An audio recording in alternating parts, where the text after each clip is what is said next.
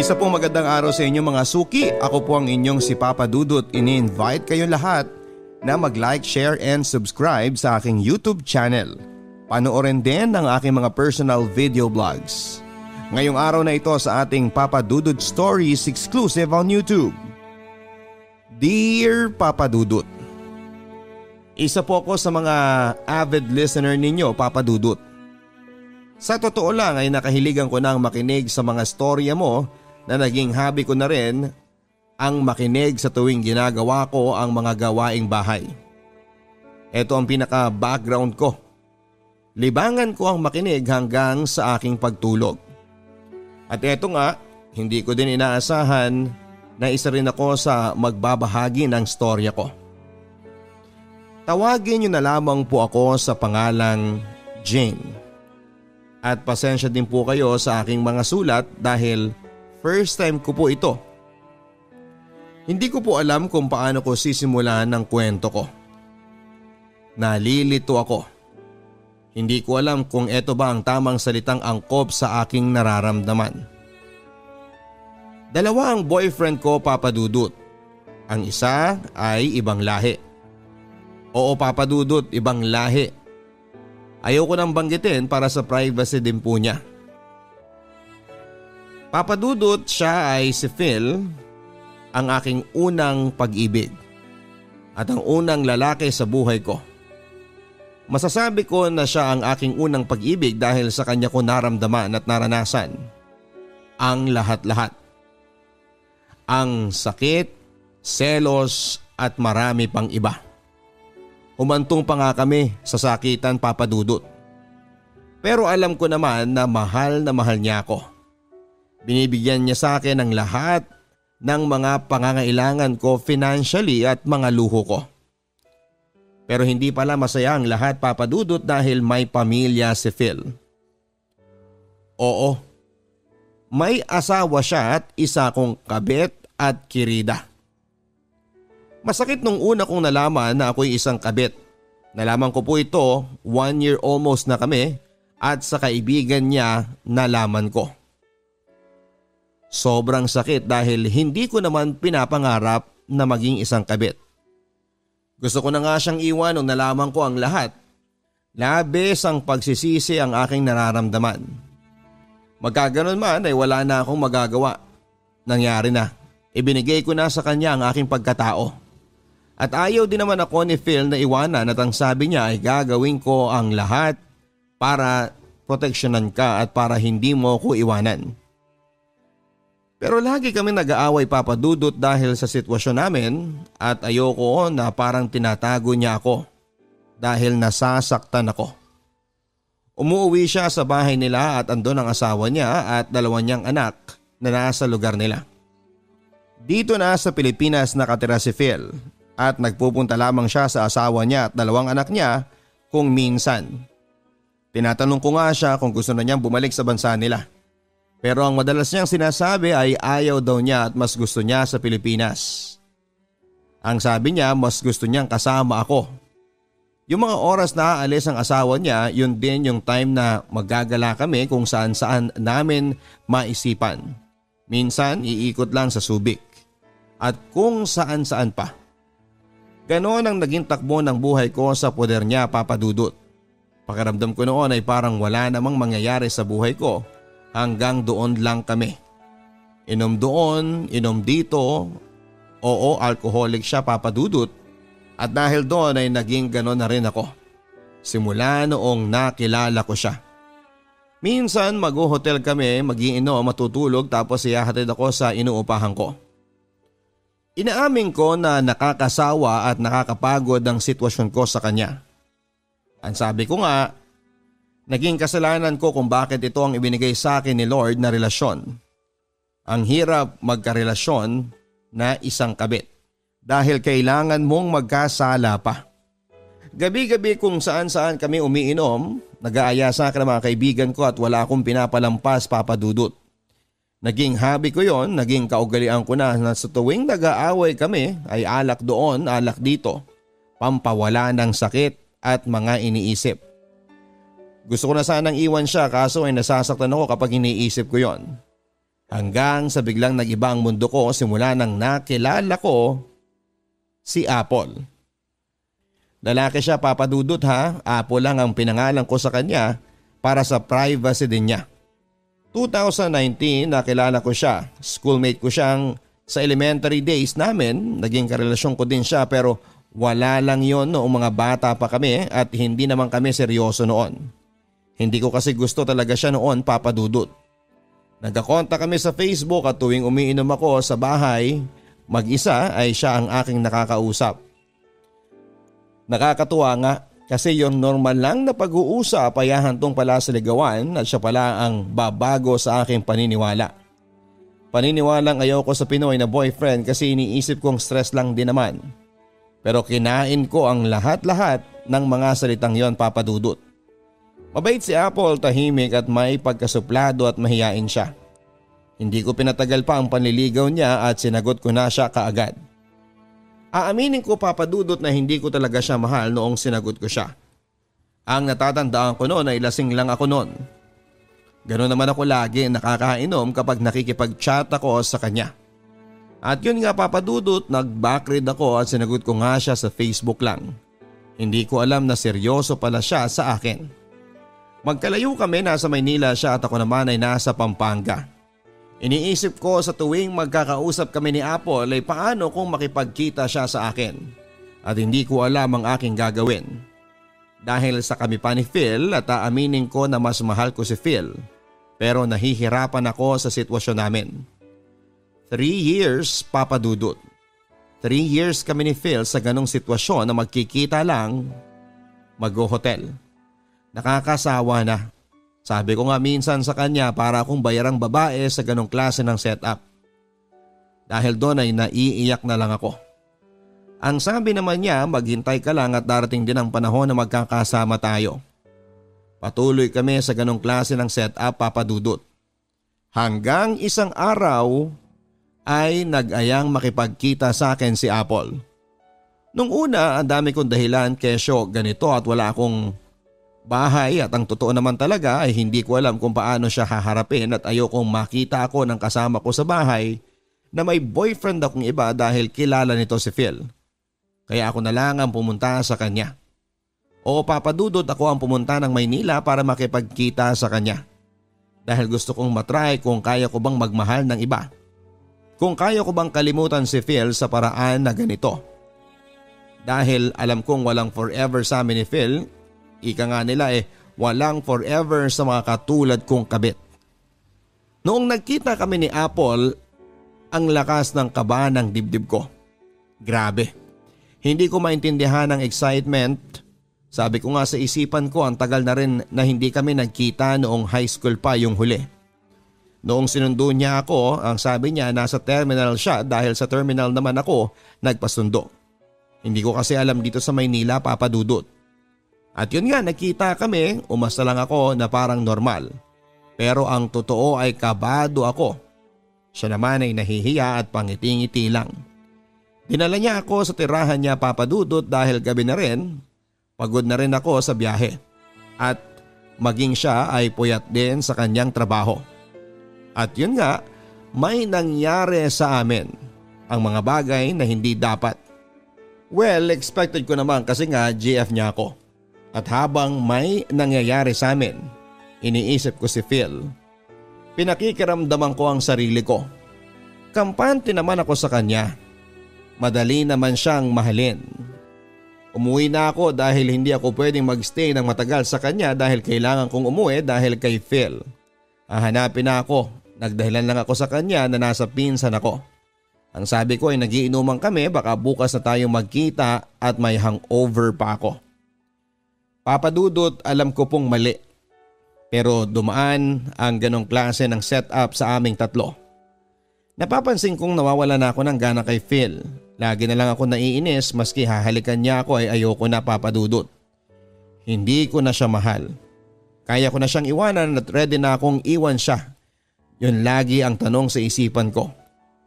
Oo, si Phil ang tumutulong sa akin financially at nakukuha ko ang lahat pero wala na akong pagmamahal at si Apple na ang bago kong minamahal. Pero wala siyang alam sa sitwasyon. Akala niya ex ko na lang si Phil. Yun kasi ang kwento ko nang minsang natanong niya ako sa past ko. Wala na yon, sabi ko. Matagal na kaming hiwalay pero sabi ko tinutulungan niya pa ako financially ang pagsisinungaling ko kay Apple. Nagilty ako papadudot at nasasaktan ako dahil ang bait niya. Hindi niya deserve ang gaya ko. Nalilito ako at hindi ko alam kung ano ang gagawin ko kapag iniisip ko yon. Hanggang sa niyaya na ako ni Apple na magsama na kami sa Maynila. Bagay na labis na nagpagulo sa isipan ko. Papadudot aminin ko na gusto ko na rin mag-asawa. Yung bang kasama mo talaga pagising mo siya yung kapiling mo. Hindi yung itatago ka sa kahit na sino. Hindi gaya ng setup namin ni Phil. At dahil nga sa pandemic na ito, 2 months nang hindi kami nagkikita. Mabuti na lang at may social media dahil kahit papaano ay naiibsan ang lungkot ko. At si Phil naman ay hindi ako nadadalaw, bagay na gustong gusto ko dahil ayoko siyang makasama. Oo, papadudot, nag-iba na ako sa kanya. Ibang iba kumpara sa dati. Alam ko naman na nahahalata na niya ako. I know that you don't love me na. Yun ang sabi niya sa akin. Hindi ako nagsalita, papadudot. Nakakaintindi siya ng Tagalog at sobrang tagal niya na rito sa Pilipinas. June noong nagpa siya kung umalis na sa apartment ko. Ang sabi ko sa kanya, uuwi ako sa amin at doon ako muna. Sabi niya pandemic pa at wala kang masasakyan. Ang ginawa ko naman ay nag-contact ako ng private na sasakyan para lang makaalis na ako. At para magsama na kami ni Apple. At ang sabi ko naman kay Phil ay uuwi muna ako sa amin saka na ako babalik kapag tapos na ang pandemic na ito. Pero ang hindi niya alam ay wala nang kasiguraduhan kung babalik pa ako. Dahil sa pag-alis kong yon ay ang huling sandali na magkikita kami. Naiiyak ako habang iniisip siya at ang sama-sama kong tao. Minahalang naman ako ni Phil at binigay sa akin ang lahat pero ganito ang gagawin ko. Iiwanan siya sa ere at ayoko magsabi ng katotohanan, papadudot, baka mapatay niya ako. Baka isumbat sa akin ang lahat ng bagay na ibinigay niya. At hindi ko alam kung paano ko din sisimulan at sasabihin ang totoo sa kanya. Na wala na akong pagmamahal sa kanya. Papadudot, nagsasama na kami ni Apple at oo hanggang ngayon ay hindi ko pa rin nasasabi ang katotohanan sa kanya. At maging kay Phil, may contact pa rin ako sa kanya. Madala nga lang kami mag-usap ni Phil at ang sabi ko ay walang signal kasi sa lugar ng probinsya. Bagay na naiintindihan niya. Hindi ko alam, papadudot, kung magpapaalam ako sa kanya hanggang ngayon ay natatakot pa rin ako kung aaminin ko ang katotohanan kay Phil na hindi na ako babalik sa poder niya. At may parte pa rin na kinukurot ang puso ko kapag naiisip ko ang mga kamalian ko sa kanya. Yun lamang po, papadudot, at sana'y mabasa po ninyo ang aking sulat. Lubos na gumagalang, Jane. Magandang araw po sa inyong lahat, mga ka-YouTube, sa lahat po ng ating mga followers. Magpadala ng inyong mga storya sa pamamagitan ng email sa papadudodstories@gmail.com. Ngayong araw sa Papadudod Stories, Dear Papadudot. Magandang araw po sa inyo, nais ko lamang ibahagi ang kwento ng pag-ibig ko. Naway mabigyan ng pagkakataong mabasa. Sumulat ako dahil na rin sa encouragement ng kaibigan ko na minsan na rin sumulat sa inyo. Kaya eto, dahil sa kakulitan niya, naglakas loob na rin po akong magbahagi ng kwento ng buhay ko. Nais kong simulan sa simpleng pagpapakilala. Ako po si Yuri, sa ngayon ay 28 years old, half Filipino and half Korean. Pilipino ang nanay ko at Korean naman ang papa ko, pero hindi ko siya nakilala pa. Ang sabi ng nanay ko ay matagal na raw siyang patay dahil sundalo siya. Dito ako lumaki sa Pilipinas habang si mama naman ay nagtatrabaho sa ibang bansa bilang isang nurse. Nakikitira lamang ako sa tita ko na walang anak na babae kaya mahal na mahal nila ako. Puro lalaki ang mga pinsan ko kaya lumaki ako na one of the boys. Simple lamang akong babae, papadudot. Walang arte sa katawan at sabi nila sobrang friendly ko daw kasi kahit saan ay may barkada ako. Year 2015, bakasyon at birthday ng isa sa mga kaibigan ko. Nagaya siya ng overnight sa isang resort to celebrate. Ang dami kong nakilala, Papa Dudut, at isa na roon si Migs. Isang gwapong lalaki na anak mayaman. Kaklase siya ng kuya ng kaibigan ko na nagdadaos ng kaarawan sa araw na yon. Kaya andun din sila. Kuwela ang kuya ng kaibigan kong si Andrea. Mahilig itong mambugaw ng mga kaibigan niya sa mga kaibigan ng kapatid niya. Dahilan na rin para magkakilala kami. Mahiyain si Migs at palaging nasa sulok lang. Nakikitawa siya pero hindi siya maaasahang dumaldal na complete opposite ko naman dahil sa sobrang maingay ako at bida-bida. Naagaw niya yung attention ko, Papa Dudut, nang mapilit nila itong kumanta sa videoke. Ang ganda ng boses niya, sobra. Parang anghel na bumaba na galing sa langit para kantahan kami. At sa sobrang bilib ko nga, Papa Dudut, ay napanganga talaga ako, Papa Dudut, dahilan para pagtawanan nila ako. Yuri, ang ganda mo sana kaso tululaway ka naman. Pangasar ng kuya ni Andrea dahilan para mapahawak ako sa bibig ko. Habang sila ay sobrang pinagtatawanan ako. Napansin kong napatingin sa akin si Migs dahil sa ingay nila. May ilang pang nagsasabi na crush ko daw siya dahil sa nangyari. Hiyang-hiya ako, Papa Dudut, kaya umalis na lamang ako at nagdahilan na magsi-CR lang. Nagpunta ako sa isang cottage malapit sa isang pool, medyo malayo sa kanila. May dala akong isang bote ng beer at hindi ko alam that time na parang gusto kong mag-enjoy lang. Gusto kong i-enjoy ang ganda ng resort. Naiingayin na lang din siguro ako sa sarili ko. Maya-maya pa ay may nagsalita papalapit sa akin. Walang iba kundi si Migs at tinatanong niya kung okay lang daw bang makiupo sa tapat ng upuan na inuupuan ko.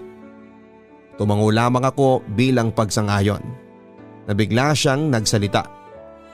Yuri, tama ba? Ganon lang talaga yung si Paul, mahilig mangasar. Nabiktima ka lang kanina, sabay ngiti siya pagsisimula niya ng pag-uusap sa akin. Sumagot naman ako at sinabing wala yon, ano ka ba? Gusto ko lang libutin tong resort kasi uwian na naman bukas. At nginitian ko din siya, Papa Dudut. Hindi ko alam, Papa Dudut, na sa ginawang pagkausap sa akin ni Migs ay gumaan ang loob ko sa kanya.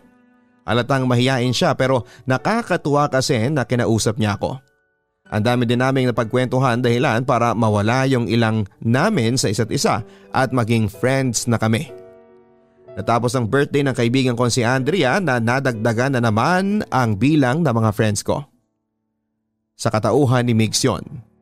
Mabait si Migs, Papa Dudut, only child siya at attorney ang papa niya. Medyo strict daw ito kaya madalang siyang makasama sa ilang get-together nilang magkakaibigan. 22 years old ako during that time at 25 naman si Migs. Katulad ng papa niya ay gusto niya ring maging abogado kaya law ang kurso niya at ako naman ay civil engineering ang course ko. Parehas kaming taga Laguna at parehas din na nag-aaral sa Maynila. Different universities pero magkalapit lang ang paaralan namin. Kaya mula nang naging magkaibigan kami ni Migs, nalibre na ako ng pamasahe dahil may sasakyan ito na pinapagamit daw sa kanya ng papa niya. Sa tuwing biyahe nito pa Maynila ay tinetext o chinachat niya ako para isabay. Kaya kapag may pagkakataon na pwede akong sumabay ay sumasabay talaga ako. Gusto raw kasi niya ng maingay na kasama sa biyahe. At talent ko naman yon. Effortless sa akin ang dumaldal kaya hindi talaga siya aantukin kapag sinabay niya ako. Mabilis na lumipas sa mga buwan at napapalalim ang pagkakakilala namin sa isa't isa ni Migs.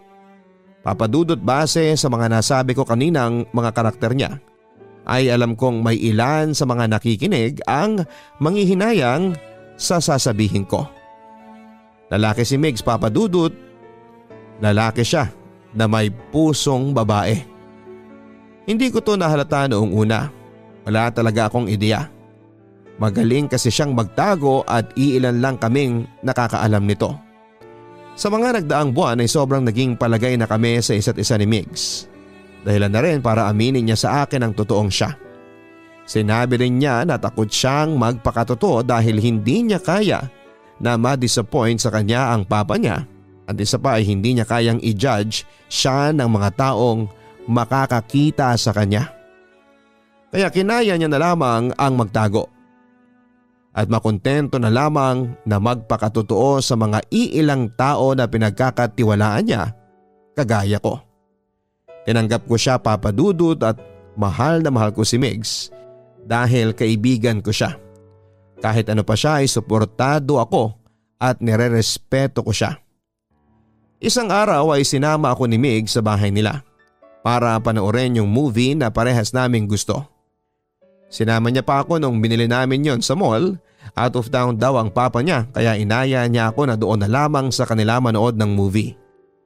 Pero pagdating namin sa bahay nila ay kita kong nagulat si Migs at may nakita din akong isang medyo may edad na lalaki na nakatingin at nakangiti sa amin. Base sa kinikilos ni Migs ay nalaman kong papa niya ang lalaki. Pinakilala niya ako dito at sinabi nito na hindi na siya natuloy sa Cebu at nalipat ng schedule ang pag-alis nito. At dagdag pa nito na patuloyin lang daw ako at gawin lang daw namin ang mga gusto naming gawin. Dahil nasa tamang edad na raw kami.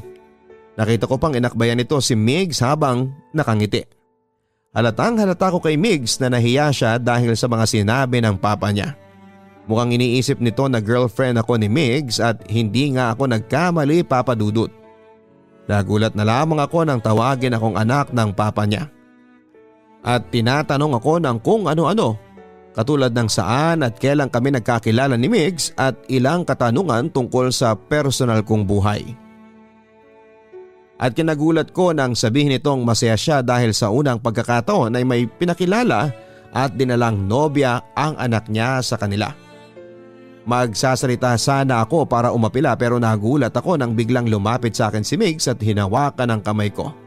Sabay sabing, "Ang ganda ng girlfriend ko pa, no? Tapos mabait pa to. Sobrang kilala na niya ako at palagi niya akong iniintindi." Sabay ngiti niya sa akin na parang nakikiusap na sumang-ayon ako sa kanya. Sinabayan ko siya sa palabas niya, Papa Dudut, at sinandig ko ang ulo ko sa kanyang braso at sinabi ko sa papa niya na ang bait din po ng anak ninyo kaya ko siya nagustuhan.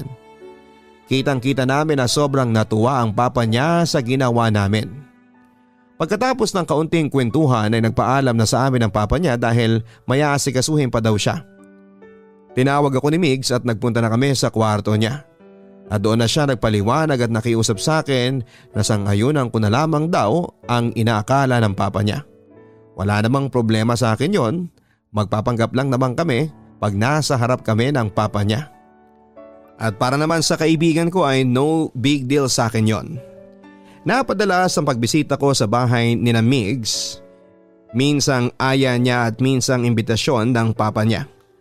Pag hindi ito busy, naging madali lang naman sa amin ni Migs ang pagpapanggap dahil natural din naman sa friendship namin na sweet kami sa isa't isa. Pero mas naging touchy lamang siya, Papa Dudut, kapag syempre nasa harap kami ng papa niya. Isang pagkakataon na nasa kwarto kami ni Migs kakatapos lang ng palabas na pinapanood namin ay natanong ko sa kanya na lalaki ba talaga ang gusto niya at wala bang chance na magkagusto siya sa isang babae. Which is, I'll ask out of my curiosity. Isa din kasi ako sa mga nanghihinayang sa kagwapuhan ng kaibigan ko. Tumawa lamang ito at sinagot ako ng hiyak. Kung ikaw yung girl, wag na. Para ka kayang natubigang palaka dahil sa daldal mo. Sabay sabi niya ng joke lang, tinawanan na lang naming dalawa yon. Pag kaming dalawa lang ay lumalabas yung maarteng side niya pati yung pagiging bully niya na sobrang tinatawanan ko na lang. Migs was never been into a relationship before kasi sobrang takot daw siya. Na naiintindihan ko naman dahil alam ko yung stand niya as a son to his father. Ngayon ko lang pala babanggitin sa kwento ko, Papa Dudut, na during that time I was in a relationship. Pero mas lagi pa kaming magkasama at magkausap ni Migs kesa sa boyfriend ko. LDR kasi kami at nagkikita lang kami kapag bumababa siya sa barko. Si Iman ang boyfriend ko, Papa Dudut, at hindi naman sa nilalahat ko sila. Pero malas ko lang dahil si manloloko yung taong minahal ko. Isang kaibigan ko ang nakapagsabi sa akin na nakita niya raw ang boyfriend ko na may kasamang ibang babae sa mall. Kaya para makumpirma ay gumawa ako ng paraan para mahuli ang boyfriend ko, Papa Dudut. Sinabi niya sa akin na sa susunod pang linggo ang baba niya, pero ang totoo ay nasa Maynila na siya at nakikipaglaro na sa isa ko ring kabarkada. Pagkatapos kong makumpirma, hindi na ako naghabol, nagalit at nang away pa, Papa Dudut. Iniyak ko na lamang ang lahat ng sakit na nararamdaman ko. Tinawagan ko si Migs at sinabi niya na doon na lang daw kami sa bahay nila mag-usap. Since gabi na rin, pinagpaalam na lang ako nito sa tita ko na doon na lang muna sa kanila. Nakikinig lang si Meg sa lahat ng drama ko at kitang-kita ko kung paano niya subukan na pag-aanin ang loob ko. Sinabayan niya rin yon ng pag-inom ng alak kahit na nadudumihan ko na yung kwarto niya sa pagkain ko ng mga chips, Papa Dudut. Which is bagay na alam kong ayaw na ayaw niya dahil sobrang linis kasi nito lalo na sa kwarto niya. Pero that time, Papa Dudut, ay wala akong narinig na reklamo mula sa kanya. Ang nakita ko lang ay yung pag-aalala niya sa mga mata niya. Sobrang nagpapasalamat talaga ako na nagkaroon ako ng kaibigan na katulad ni Migs. Tinignan ko siya ng padiretso, Papa Dudut, at nakipagtitigan ito sa akin. Nang bigla ko siyang tanungin na, Migs, may problema ba sa akin? Dahil ba masyado akong maingay? Masyado akong madaldal? Dahilan para ipagpalit ako? Migs, anong mali? Sabay iyak ko sa balikat niya. Niyakap ako nito at hinayaan niya akong umiyak at basain yung damit niya dahil sa mga luha ko. At rinig kong bigla niyang sabi na habang nakayakap ito sa akin na ikaw yung pinakatotoong taong nakilala ko. Hindi mo deserve na masaktan ng kahit na sino. Walang mali sa'yo. Huwag na huwag mong iisipin na may mali sa'yo. Oo, maingay ka, pero yung daldal mo, yung tawa mo, para yung isang musika kapag naririnig ko. Mahahawa ka na para bang gusto mo na lang din na sumabay sa pagtawa. Yung ingay na kapag naririnig mo ay mabubuo na rin yung pangit na araw mo na nasimulan mo. Tahimik lamang ako habang nagsasalita siya, Papa Dudut, at patuloy pa rin siya sa mga sinasabi niya. Kung hindi lang siguro ako ganito mas pipiliin kong mahalin ang babaeng kagaya mo. Eto ang mga kataga na nagpaalis sa akin sa yakap kay Migs, Papa Dudut, at hinarap ko siya. Walang nagsalita sa amin at nang nagtagal ay naramdaman kong hinawi niya ang buhok ko. Pinunasan niya ang mga luha ko. Hinawakan niya ang magkabila kong pisngi nang biglang bumukas ang pintuan ng kwarto niya at iniluwan nito mula sa labas ang papa niya na nakatingin sa amin, at kitang-kita ko sa mukha nito ang pagkagulat at pagkahiya dahil sa nakita niyang sitwasyon namin ni Migs pagbukas niya ng pintuan. Nagsalita ito at sinabing pasensya na. Habang medyo nauutal pa, talatang medyo natatawa. Pagkaalis ng papa ni Migs ay nagulat ako sa sunod na nangyari. Tinuloy pa rin ni Migs ang pagtitig sa akin nang bigla niya na lamang akong hinalikan sa aking mga labi. Dahan-dahan ang halik na yon at nalalasahan ko pa yung alak na ininom namin. Alam kong hindi ako lasing sa mga oras na yon, pero para akong nalasing sa mga halik niya. Dahilan para sumagot ako sa mga ito. Dahan-dahan akong dinala ni Mig sa kanyang kama habang hindi pa rin napuputol ang kanyang paghalik. Ramdam na ramdam ko ang lalim ng mga ito. Hinayaan ko siyang gawin ang gusto niya dahil alam kong nagugustuhan ko din ang ginagawa niya sa akin. At inubos namin ang oras sa magdamag para pasayahin ang isa't isa. Hindi ko makakalimutan ang tagpong yon, Papa Dudut. Walang kasing sarap sa pakiramdam na makasiping ang lalaking nagugustuhan ko. Kinaumagahan, nagising na lamang ako na may isang anghel sa tabi ko. Napakaamon ang mukha niya, Papa Dudut, ang pula ng mga labi niya, ang haba ng kanyang mga pilig mata at ang tangos ng kanyang ilong. Habang tinititigan ko si Migs ay napaluha na lamang ako, Papa Dudut, nang biglang nag-flashback lahat sa isipan ko yung nangyari at na-realize ko na iba si Migs. Hindi siya lalaki. Lasing lamang siya at magkaibigan kami at higit sa lahat ay ayoko siyang mawala. Yung mga yon ang nagpabangon sa akin mula sa pagkakahiga, Papa Dudut.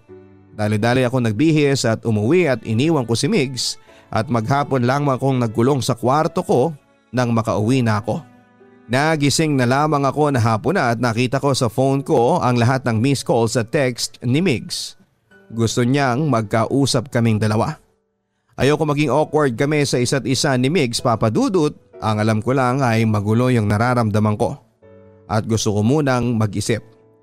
Kinabukasan ay nagpunta ito sa bahay ng tita ko para magkapag-usap kami.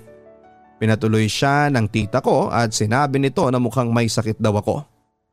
Rinig ko na dali-dali itong pumasok sa kwarto ko at nang makita niya ako ay hinawakan niya ang noo ko para makumpirma kung may sakit nga ba ako. At nang maramdaman niyang mukhang okay lang naman ako ay nagsimula na siyang magsalita at tinanong kung okay lang ba ako. Tumango lamang ako rito at maya-maya pa ay nagsalita siyang muli at ang salitang lumabas sa mga labi niya ay yung mga salitang ayokong marinig. Sorry Yuri. Bumilis yung pintig ng puso ko at hindi ko alam kung ano yung sasabihin ko. Pero isa lamang ang malinaw. Nasasaktan ako. Nagsasorry siya dahil hindi niya sadya yung nangyari. Dahil nandidiri siya sa mga nagawa namin. Dahil nadala lamang siya pero hindi niya naman intensyon yun. Yun yung mga pumasok sa isipan ko sa mga oras na yon. Pero pinili kong tumahimik na lamang. Ramdam ko ang nagbabadyang pagbagsak ng mga luha ko pero pinilit kong labanan yon. Hinarap ko si Migs at sinabi kong, ano ka ba? Alam ko naman na lasing ka lang. Kaya natin nagawa yon. Wala yun. Huwag na nating isipin. Okay lang ako. Don't feel sorry for anything. I'm alright. Nakita kong tumingin ito sa akin at sinabi ko sa kanya na gusto ko na magpahinga at pwede na siyang umuwi na lang muna sa kanila. Umalis na ito at nang marinig ko ang pagsara ng pintuan ng kwarto ko at doon na nga nagsimulang magunahan na tumulo ang mga luhang kanina ko pang pinipigilan. Ang sakit, tama nga ang iniisip ko. Pinagsisisihan niya ang mga nagawa namin. Makalipas ang ilang linggo ay tumawag ang mama ko na nasa Amerika para sabihing ayusin ko na lahat ng mga papeles ko sa Pilipinas dahil mapipetisyon na ako. Walang alinlangan na pumayag ako at pinadaling asikasuhin ang mga papeles ko. Sa panahong yon, yung paglayo ang naiisip kong paraan para takasan ang magulong nararamdaman ko para sa kaibigan ko. Mahal ko si Migs pero bilang kaibigan lang yon ang alam ko na nararamdaman niya para sa akin. Alam kong hindi tulad ko ang gusto niya kaya gusto ko sana munang lumayo, magpakalayo sa kanya. Nakapag-usap naman kami ni Migs bago ako umalis at alam niya lang na magbabakasyon ako para makasamang saglit ang mama ko.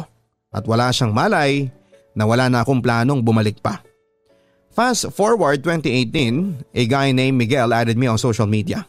At hindi ako nagkakamali kung sino siya. I didn't expect him but I noticed his message stating na Yuri, is that your son? Is that our son? With another message of photo of me with my son. Yes, with my son, Papa Dudut. Nagbunga ang isang gabing pagkakamali na itunuring niya. Nanginginig ako, Papa Dudut, at hindi ko alam kung ano ang dapat na i-reply sa kanya. Hindi ko maitatanggi na anak niya ang anak ko dahil kahit bata pa lamang ito ay mababakas na kamukhang kamukha ito ni Migs, ang tatay niya. And another message pop up. Si Migs yon.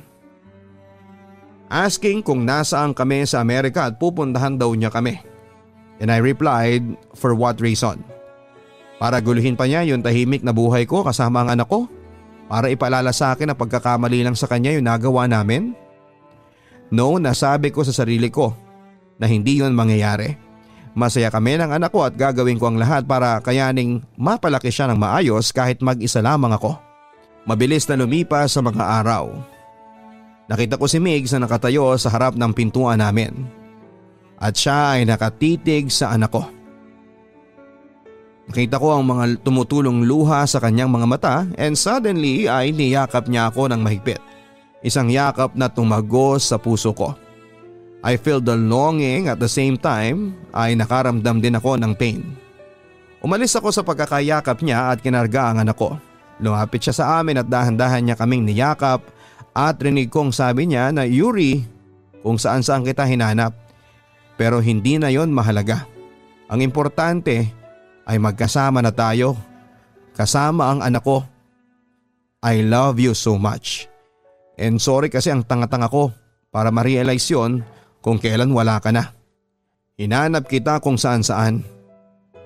Sa ngayon po ay nasa Pilipinas na kami, Papa Dudut. At naninirahan sa Laguna, 2 years na kaming kasal ni Migs at nadagdagan na rin ng isang baby girl ang aming masayang pamilya.